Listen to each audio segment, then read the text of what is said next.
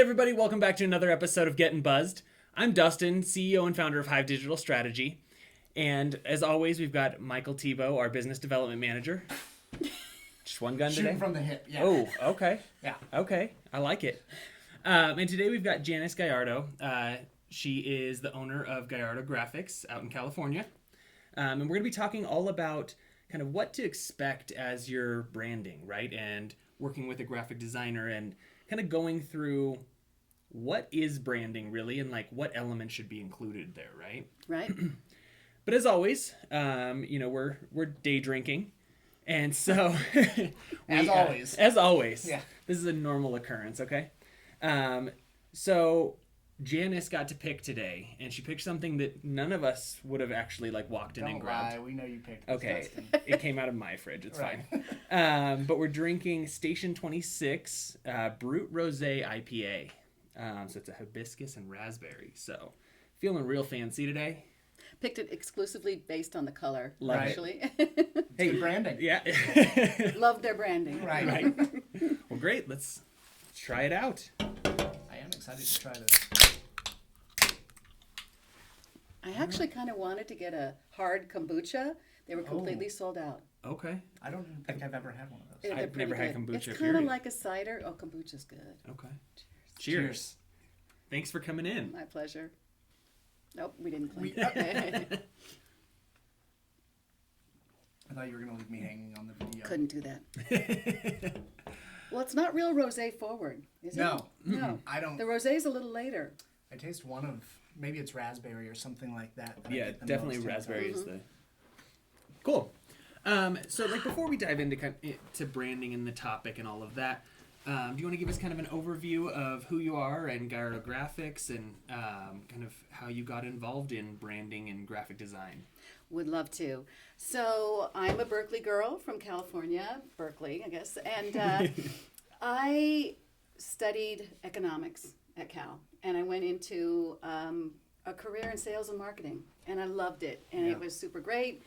And then it's kind of that classic: you have kids, and do you really want to be working that 80-hour week? Right. I was in sales and marketing with commercial interiors, so I was representing really high-end, cool fabric companies. And I was Yeah. calling on really interesting architects and interior designers, Fun. and they really opened up my eyes to kind of a different kind of design. The whole less is more, a very high taste, high level. Mm-hmm.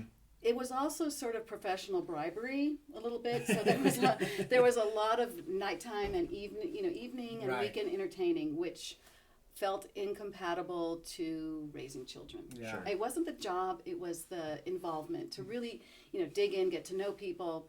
So I stayed home with my daughter, and then I went back to work. And my husband said, it was sort of a different sales capacity. He said, I Yeah. hope you're really enjoying it because you're not making any money. So you having fun? Right. I'm like, okay, I'm going to rethink this for a few minutes. And then I had a second one. Yeah. And I thought, okay, so what's next? And I'd also gone to culinary school at UCLA. So it was like, Interesting. maybe I'll do a kids cooking class, or maybe I'll be a chef. And then I'm like, here again, you're working when everybody else is playing. Right. I don't see that for myself. Kids were a tighter attraction to me than I had anticipated. Yeah. So anyway, I thought, okay, graphic design. And what was interesting was a few years later, I was, I'd started my business, things were rolling, and I was at my mom and dad's house. They're still in Berkeley. I'm in Southern California. In my closet was this big bulletin board that I had made, I had forgotten all about, like when I was 10, covered in business cards. And it was just like, I celebrated the business card when I was a little kid. I was always Interesting. deeply attracted to the power of a visual statement. Well, they're also different. Like They're it so is fun, yeah. cool. Like to a good business card. Like you sit there and you look at it. You do. Right. That's You do. very interesting for a 10 10-year-old. That is, yeah. Yeah, I was kind of. into Well, you know what? Pokemon cards or baseball cards. My dad was an interior designer. He was Okay. classically trained also. So Yeah.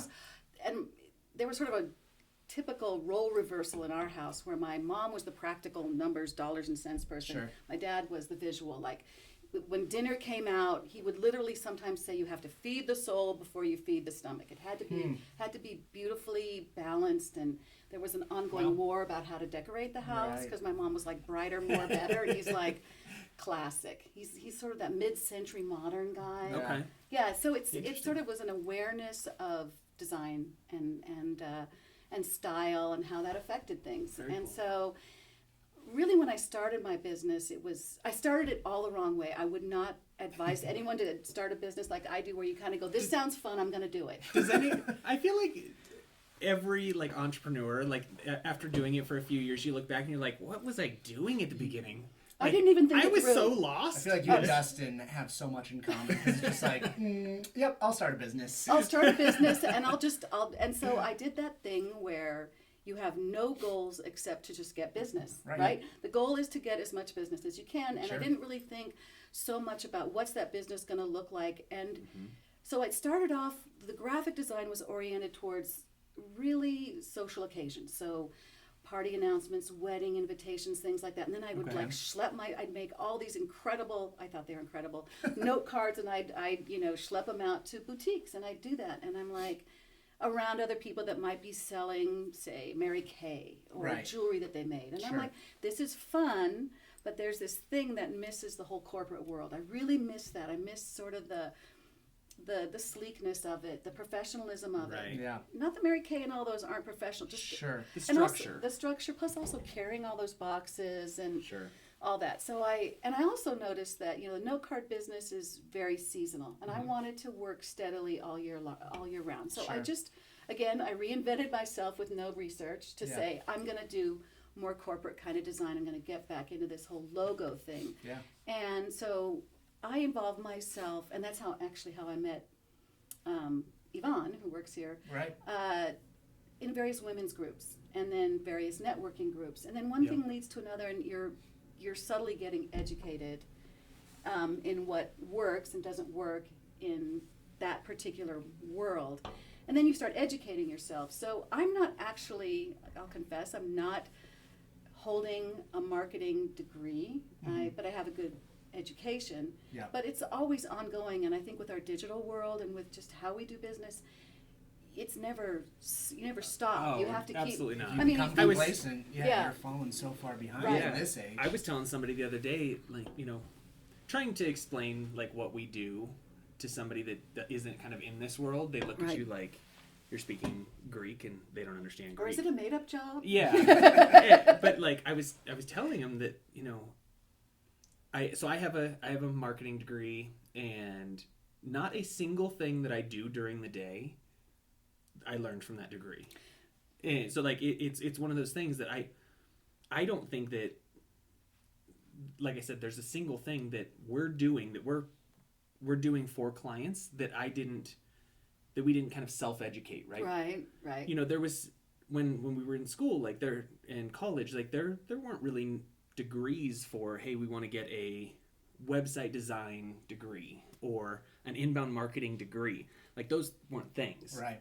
And They so are kind of now, though. I feel like It's evolving. It's a evolving, little with bit. right? Yeah. e-learning especially, I think, and there's so much content out there that you can learn how to do these Self-teach, things. yeah. Yeah, absolutely. And if you don't, like you said, it's not something that is just sitting stagnant and like, here's the playbook and here's how you do it every single time. Like from day to day, even it's different. Well, and everything changes. All of a sudden, Instagram will offer a different platform. Or I was just learning today Right. about my Google, and that whole thing. There's just all these different things, and so, although I am a little jealous of people that do have a marketing degree or that they worked in an actual agency, because I think there's something. I always think there's something they know I don't. There is, and we won't tell you the secrets. Yeah, exactly. It's locked in the vault. Yeah. There are armed guards. I think that's it. From the other side, like I mean, I think it's important to have a degree, and I mean, no, like we don't hire anyone that doesn't have a college degree. But I'm not necessarily as worried about like, was it a finance degree or was it an economics degree or was it a marketing degree? Because really, I think what you're learning in college is the critical thinking. So true. But so kind of diving into some of kind of branding, and I think one of the big misconceptions, and we had Jeremy Miller on several weeks ago kind of talking about branding and how to rebrand and things like that, but I think one of the big misconceptions is like, what is branding? Like what does it entail? Because I think most people, like if anyone that's listening right now or watching right now, like if you think about branding, like the first thing that you're probably thinking of is logo, Mm-hmm. right? And I think a big percentage of people don't think anything past that. That's true. Like even maybe they're thinking a little bit like colors, but that's for most people, I think that's where it ends. And that's my branding. It's, you know, we have for HIVE, like we have this yellow and here's our logo. That's our branding. Right. But that's not really accurate. I think that people instinctively understand branding, but they don't know that they know it. And I think that it all comes into play, like with your choices on how you conduct your life. Like if you're a Starbucks person or a Pete's person, or you like a certain supermarket, you go in there not only because you gravitate towards the logo, but you understand what you're going to experience and what every interaction is going to be about when you're with that person. So the branding, of course your logo is very important, but the branding is the overall experience. So like the easiest one for everyone to grasp I always use is like the whole Starbucks thing. Yeah, we all know what that logo looks like, but you also really, really know no matter where you go to a Starbucks, you're pretty sure what you're going to experience. Right. Mm-hmm. That's their brand. It's how their baristas are. It's how Consistency. It's consistency product. is the key Yes. thing. Yeah. And it's, you know, and developing a brand can be a super detailed experience all the way. And some people like to create a meme that's like, this person her name is Mackenzie, my ideal client is named Mackenzie, and she does Pilates, and she shops at Sprouts.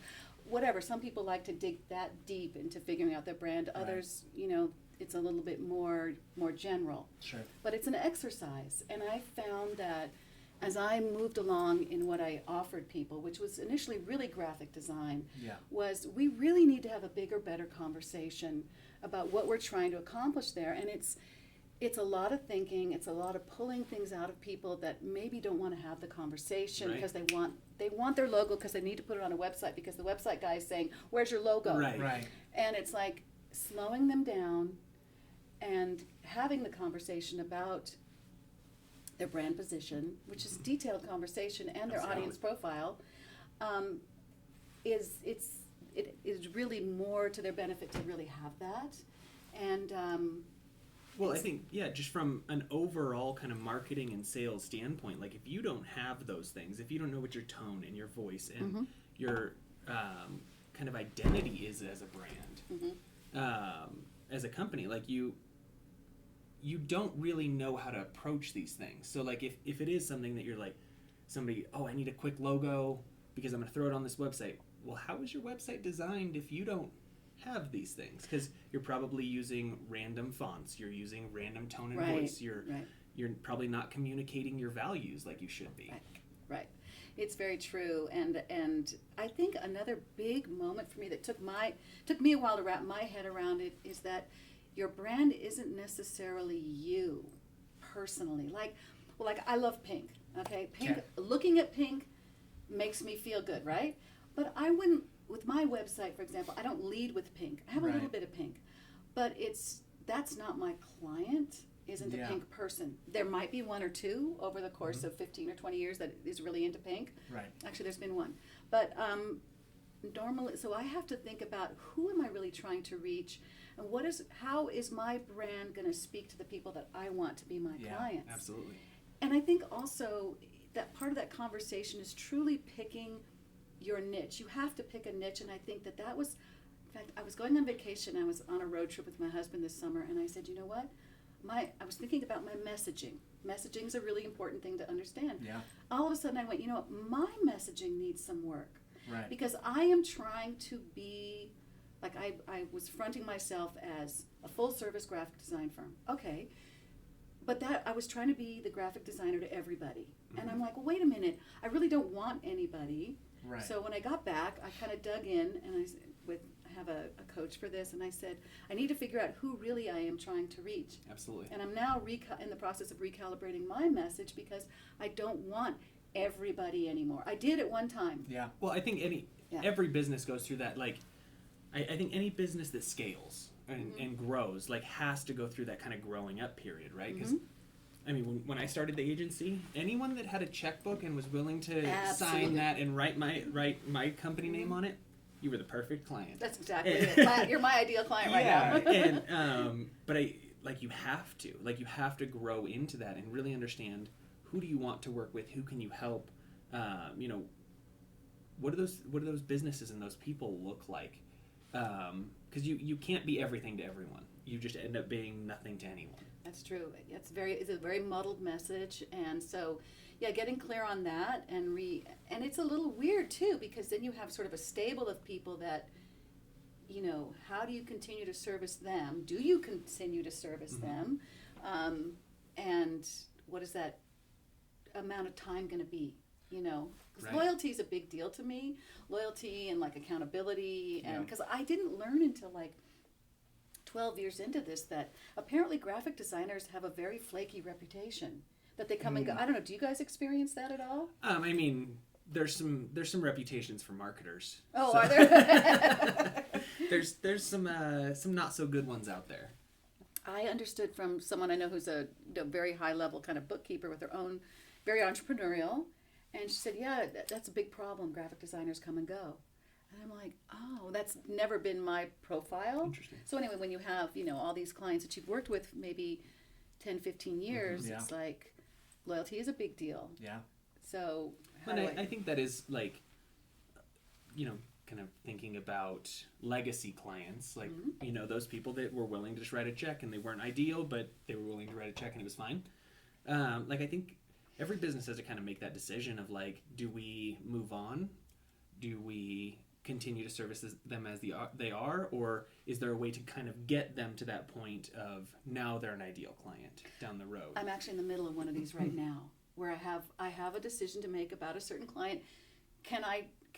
This sounds rude, but can I train them to be the client that they need to be? That, you know, they can't contact me Wednesday night and need something by Friday, necessarily. Right. Maybe, or is this just not a good fit? Right. That's a hard call. It is. It really is. And I think that's every business as you grow faces that eventually. And, you know, I can think of several right now that it's just like I really like these people. They're, you know, we've had a relationship for a long time, but are they right for us now? And if they're not, you kind of have to make the decision of, do we keep going? Well, now what do you do in that situation? Like, do you refer them to someone else, or do you just sort of say bye-bye? Well, it's hard. It's hard so to like refer to somebody else, right? Well, I mean, so like for us, like I would love to be able to refer, because we have conversations, several a month, with people that were like, hey, this just isn't a right fit. Like you're not right for us. Maybe we're too expensive. Maybe the company's too small. Whatever the case may be. But like, it's tough to, because you kind of put your reputation on the line, right? When you refer to somebody, like if that next person doesn't do well, then it looks poorly on you. Yes. And I never want to like just refer somebody for the sake of referring, like, oh, you're not a good fit for us, but go talk to this random person. Right. And so I think that's a struggle that we've had for sure. You know, somebody that's just looking for one simple thing, and we don't really one-offs. Like we're not a production shop. Like people don't just call us and say, hey, I want you to create this blog post with this title.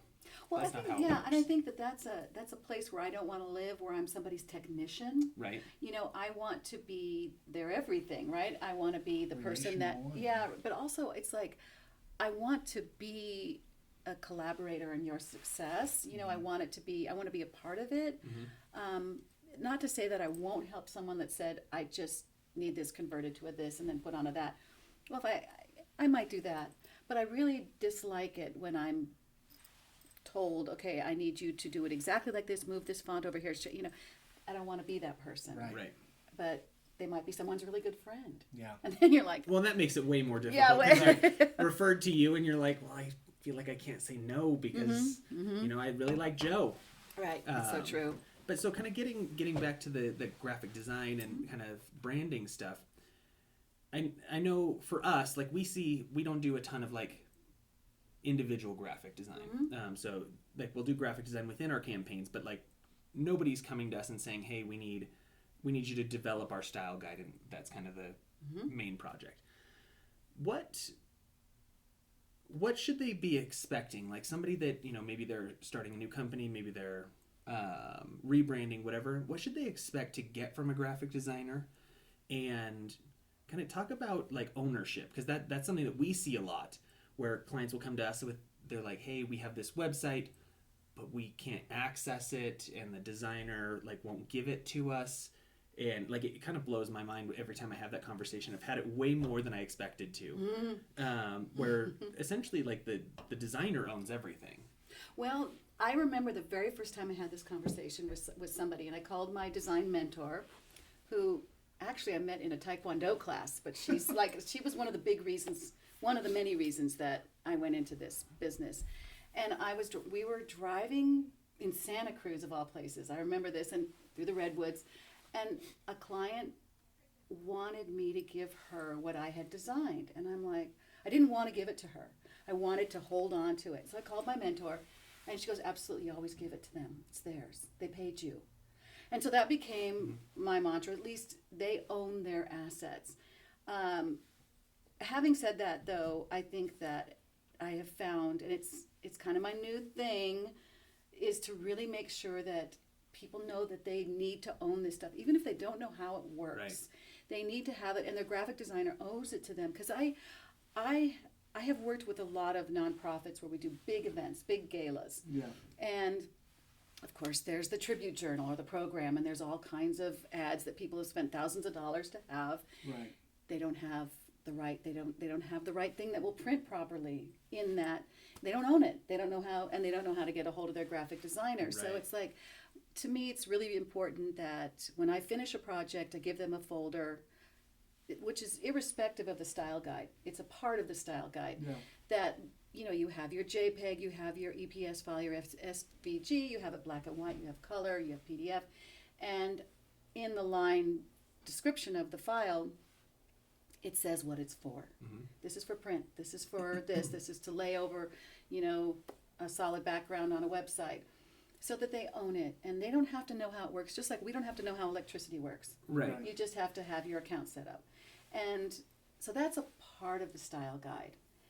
The other pieces that are important and just nice for them to have, they should own their fonts, or at least know what their name is. What's the name of that font? Right. Because, I mean, just like in the world of Google, right? Like they've made things so much more accessible. So with Google fonts, like, I mean, our font is a Google font. Like you can go get it for free. Like, all of those things. But even whether you have a paid font or a custom font or a Google font, whatever, like you've got to know what that is, and it's got to know. Yeah, you can't just be using random fonts everywhere. And then with the more sophisticated, the more articulated kind of company that I'm working with, will show the logo in various formats, and then of course we'll have the colors, and we'll have the all those different files. But then the other thing that becomes important is, how do you not want your logo to look? Mm-hmm. And this becomes really important with bigger companies. If you go to any, say, university website or big company, they say you absolutely cannot use my logo laid over a picture of anything. You may not change the color. Or stretched, or any of those things. And stretching, unfortunately, people do that all the time because they don't realize that they can't do that with a JPEG. They don't have the actual machinery that will allow them to do it. So, giving them a booklet at the end, whether it's digital or printed, that says this is how your logo works, and the colors, listed in Pantone, CMYK, RGB, all that. And the fonts, and fonts really laid out, and what to use with what. And then they own that, and then they're empowered. It's like what I was telling you earlier. It's like you wouldn't come home with your car without a pink slip.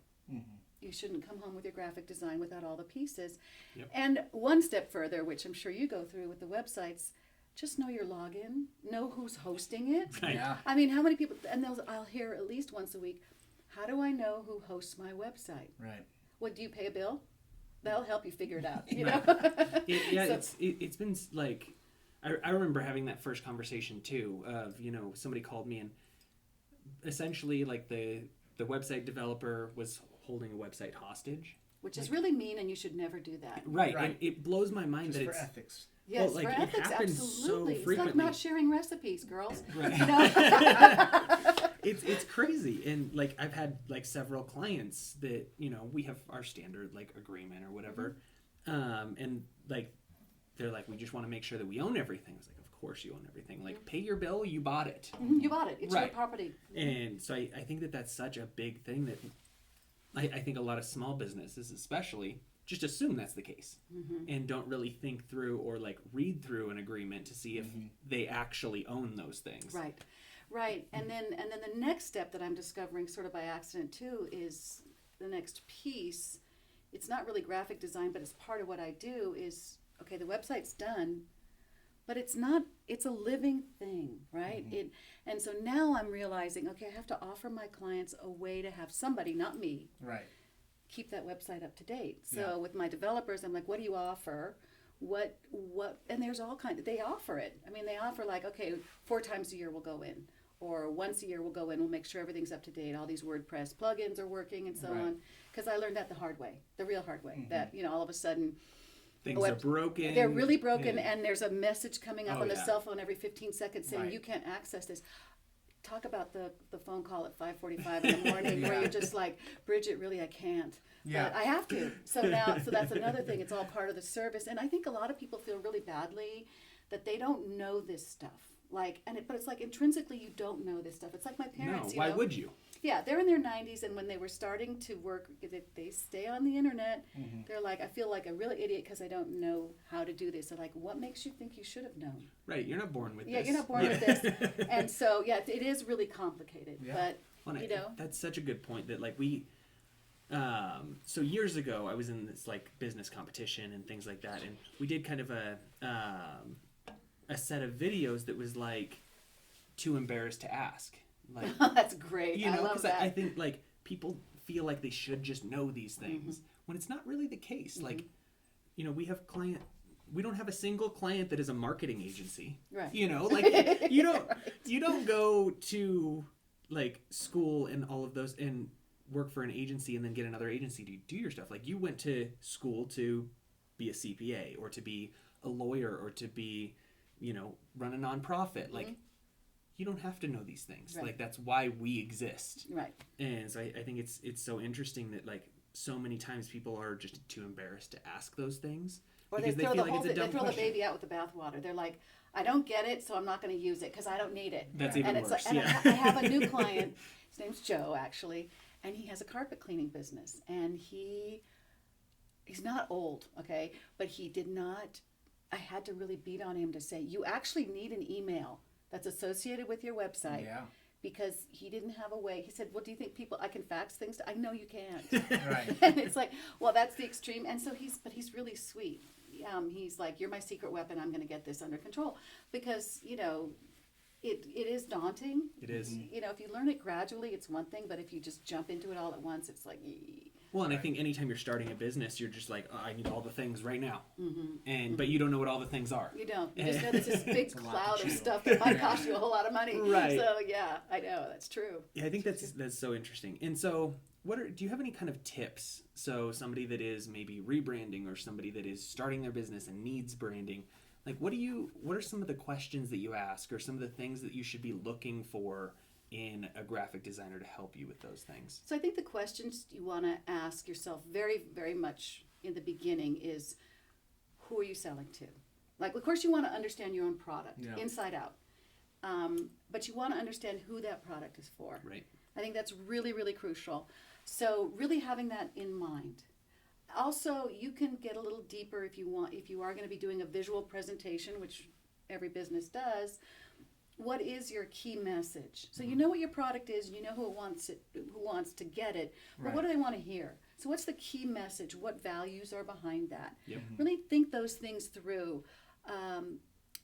You can even dig down a little deeper and really think about your values, because that's going to inform every touch that somebody has. Absolutely. Like, you're not going to hire somebody to be answering your phone that's irreverent to what you care about. Right. So you really have to have that be the culture of your company, even if it's just you. And sometimes, I'll be sitting at my computer and I'll be, that whole thing where you're typing an email, but you're like, this just doesn't really sound like how I want to sound. Right. I want to be helpful. I want to be kind. I don't want to be snarky and like, how dare you ask me on Wednesday night for Friday? I mean, that's just not who I want to be. I think about who I want to be. Sure. And I have like little visual clues around my office to remind me, oh yeah, I want to be elegant about this. I don't want to be but I also want to be fun. I want to be relatable. So you think about those things and what the culture is around your company. Right. And to know those things, I think, and I really do believe that people know those things. They just haven't pulled them out yet. Yeah, like most people aren't really thinking about that. They aren't right? thinking. They know it. It's like, right. well, it's like those horrible words that you sometimes hear. Maybe you don't hear them. I'll know it when I see it. Do you ever have a client say that to you? You're like, right. Right. So it's like I've had that happen twice in 15 years, and they didn't end beautifully. Right. If there's no, if you can't start to think about what those things are, and if the business owner doesn't know those things, or at least have a path to get to them, right? You're just shooting in the dark, right? You're gonna do something that you feel is right for it, but that may not be the right answer. Right. Well, it's like when we suddenly we had a broken pipe in our foundation, so we had to repipe our kitchen, which got to be a kitchen remodel, right? And because my husband's like, we can just patch it up. I go, no, this is the perfect we're redoing time. all of it. Well, it was like these 80s 4-inch mint color tiles. I'm like, no. So anyway, we're remodeling, and all of a sudden it occurred to me, it became very evident that every little decision came down to me, and I felt burdened by that. This is a lot of thinking. I wish someone else could just get in here and figure it out. Right. But you have to do the work. Yeah. And I think developing your brand, you have to do the work, but you'll be so glad you did. Right. Because you'll be really clear. And that's not to say that in 3 to 5 years you might want to revisit it and say, does this still work? Do I offer something different now? Right. So does this mean I rebrand, or does it mean that I create a sub-brand, or does it mean that I change my colors on a particular, block of business? Which happens all the time, right? Right. You look at major businesses, Fortune 100 companies, they do these things. You don't look at McDonald's and their logo is different than it was even a few years ago, right? They make subtle changes because they make subtle changes, but they have a lot of hubris, I got to say, because in the main McDonald's in our town, they don't even have their name anymore. Well, of course not. It's just the arches. Just the arches, but it's that's smart. It's right. Or you look like AT&T when they changed their logo. They just basically became a negative image of what they were before, but it was fresh. Right. So there's a lot that goes into it, but you really understanding that you have to do the thinking, and you have to pour your heart into it. And it is sometimes I think, okay, what weekend day do I have to do this? Because it's like you really have to put aside time for it. It's a task. It's not like, oh, I get to watch Succession again. Right. It's like, Yeah, I think that's great. I mean, it's definitely something that every business should be at the front of every business's mind. Your brand is your identity, and it's your consumer-facing identity. So, and I think beyond that too, I think a graphic designer will guide you to keep that consistency rolling over every platform that you're in. And like this guy Joe, the carpet cleaning guy, he trusts me, but then he keeps trying to sprinkle in little extra stuff. Do you think on that new flyer we could put the MasterCard and Visa logo down in the bottom? I'm like, no. You can't, because everybody knows it. Right. All right. If you're really truly in business, then everybody knows that they can pay that way. Yeah. And don't clutter it up anymore. Exactly. This is the thing. Also, is it's a big work around when people, because I have a lot of people that are attorneys as clients. They really want to use a lot of words, and getting people to, you don't need to say that. Simplify. You don't need to say this. Take this out. And that's hard. People don't want to do that. It's scary for a lot of it. Yeah, it's like, if I just say that one, well, it's like when I was raising my kids, or even my husband, I'd be like, I think if I just tell him one more time and repeat this one more time, he'll finally get it. Right? Yeah. And he's like, no, he'd actually close his eyes. I can't hear another word. That's really true for all of us. We get to a point where we can't hear anymore. Yeah. And we already kind of decided what we thought it was going to be. Right.